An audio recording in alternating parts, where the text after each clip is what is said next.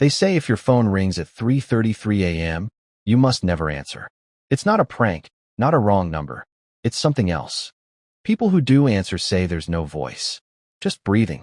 Slow, heavy, wet, like someone is standing inches away from the microphone. The next night, the call comes again. This time the voice whispers their address. Every detail. Apartment number, street, city. Word for word. If they answer a third time, the voice doesn't speak.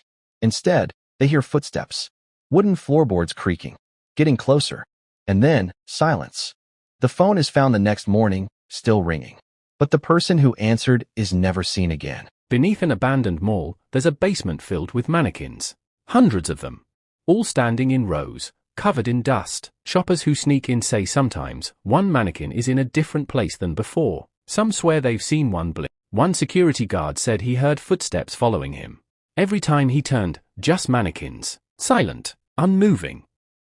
The next morning, they found his flashlight on the floor, and his uniform standing upright in the row of mannequins, but stuffed with straw. No one knows how many mannequins were there to begin with. Some say the number changes every time you count. Beneath an abandoned mall, there's a basement filled with mannequins. Hundreds of them. All standing in rows, covered in dust. Shoppers who sneak in say sometimes one mannequin is in a different place than before. Some swear they've seen one blink. One security guard said he heard footsteps following him. Every time he turned, just mannequins. Silent, unmoving. The next morning, they found his flashlight on the floor, and his uniform standing upright in the row of mannequins, but stuffed with straw. No one knows how many mannequins were there to begin with. Some say the number changes every time you count. In the deep woods, locals warn, if you hear whistling at night, never whistle back. In the deep woods, locals warn, if you hear whistling at night, never whistle back. Because it isn't a person. Hikers say it starts faint, far away. Then it moves closer. Then closer still. Until the whistle comes from right behind them. Sometimes, the whistle sounds like someone they know. A friend. A family member. But when they look, the trail is empty. One camper whistled back once. His friends say the sound that came next was his own whistle, answered by dozens of voices all around them in the dark. They searched for him until morning. All they found were his boots, left neatly by the trail. The woods were silent again. In an office building downtown, the elevator sometimes skips floors. People say it's just old machinery. But some rides never end. One night, a man got in after work. The elevator passed the lobby, then the basement, then kept going. Down and down, deeper than any building should go. When the doors finally opened, he saw a hallway that stretched forever. Every door was black, with a name carved into it. And one of those names was his own. He tried to run back into the elevator, but the doors were gone. Just smooth metal. No buttons. No escape. No one ever saw him again.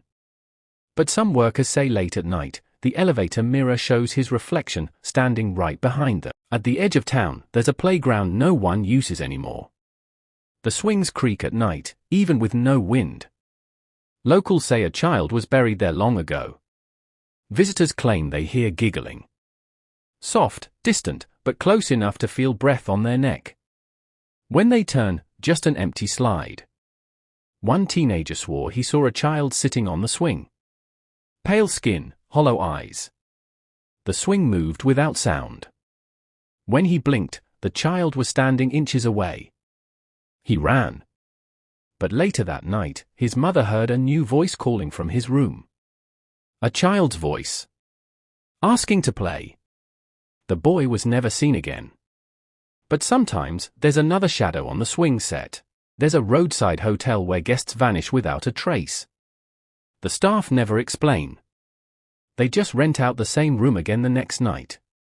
One traveler checked in, room 6. At midnight, the phone rang. A whisper said, "Don't open the door." He heard footsteps in the hallway. Slow, heavy. They stopped outside his room. The handle twisted. The whisper repeated, "Don't open it." He didn't listen. He opened the door. The hallway was empty. But when he turned back, the room was gone. The next morning, the hotel staff found his luggage neatly packed by the desk. But the bed was untouched. In the city's oldest library, there's a locked wing no one is allowed to enter. The books inside are said to be cursed. Some nights, people hear whispers from behind the locked doors. Not one voice, but hundreds, all reading at once. One student broke in. The books had no titles, just black covers. When he opened one, the words rearranged into his name. And then his memories. He tried to close the book, but his voice began reading aloud against his will. The whispers grew louder until the lights went out. The next day, the library was silent. But in the locked wing, a new book sat on the shelf. Its cover, his name.